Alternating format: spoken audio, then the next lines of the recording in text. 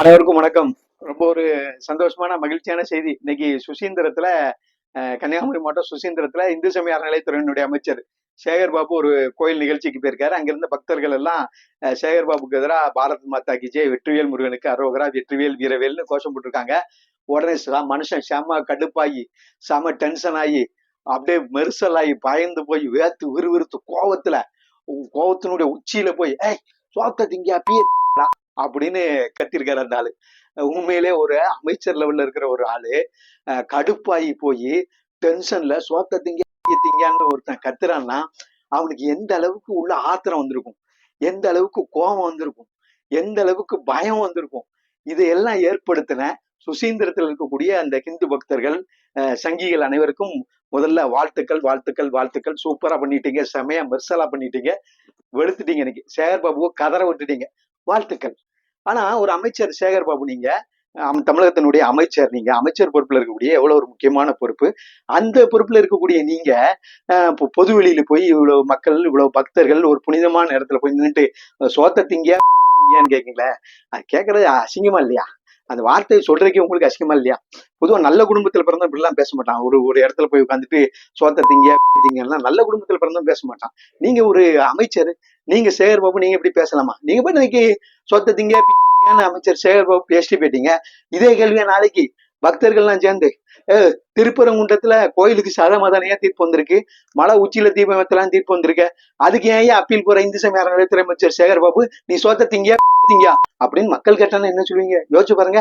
அந்த திருச்செந்தூர்ல வரிசையில் நின்றுட்டு இருந்தான் பக்தர்கள், ஐயா குடிக்க தண்ணி வேணும்யா அப்படின்னு கதறலாம். நீங்க பாட்டு கண்டுக்கிடாம போனீங்களே, அங்க இருந்த பக்தர்களா ஏயா குடிக்க தண்ணி கேட்க நீங்க அறநிலையத்துறை அமைச்சர் சோத்த திங்க சேகர் பாபு அப்படின்னு உங்களை பார்த்து கேட்டாங்க, நீங்க என்ன பண்ணுவீங்க? எங்க கொண்டு போய் முகத்து வைப்பீங்க? யோசிச்சு பாருங்க.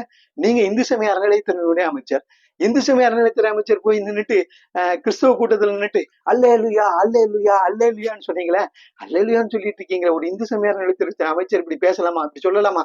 சோத்த திங்க சேகர் பாபு அப்படின்னு நாளைக்கு பொதுவெளியில யாராவது கேட்டானா என்ன பண்ணுவீங்க? யோசிச்சு பாருங்க. உங்க திருப்பரங்குன்றத்தினுடைய மலை உச்சியில தீபம் ஏத்தணுங்கிறதுக்காக ஒருத்தர் தன்னையே தீபமாக்கி தன் உயிரையே தன்னை எரித்து கொண்டு பூர்ணச்சந்திரன், அவனுக்கு ஒரு இரங்கல் கூட நீங்க தெரிவிக்கலையே.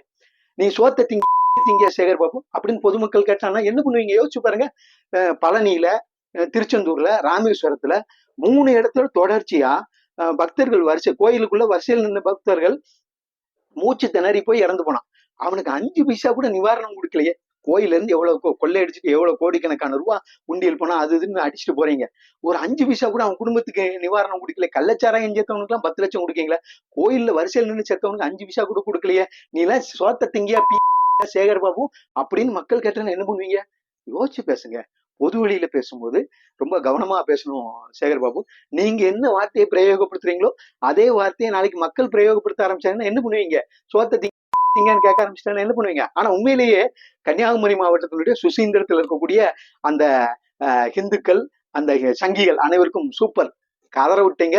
இனி பாருங்க, தமிழ்நாட்டுல சேகர் பாபு எங்க போனாலும் சரி ஹிந்துக்கள் ஓட ஓட விட்டு விரட்டி அடிக்க போறான். இனி 4 மாசம் அதுதான். அது திருப்பரங்குன்ற முருகன் சேகர் பாபுவை சும்மா விட மாட்டான். நன்றி, வணக்கம். சூப்பர். கன்னியாகுமரி மாவட்டத்தினுடைய சங்கிகள் அனைவருக்கும் வாழ்த்துக்கள் வாழ்த்துக்கள் வாழ்த்துக்கள். நன்றி.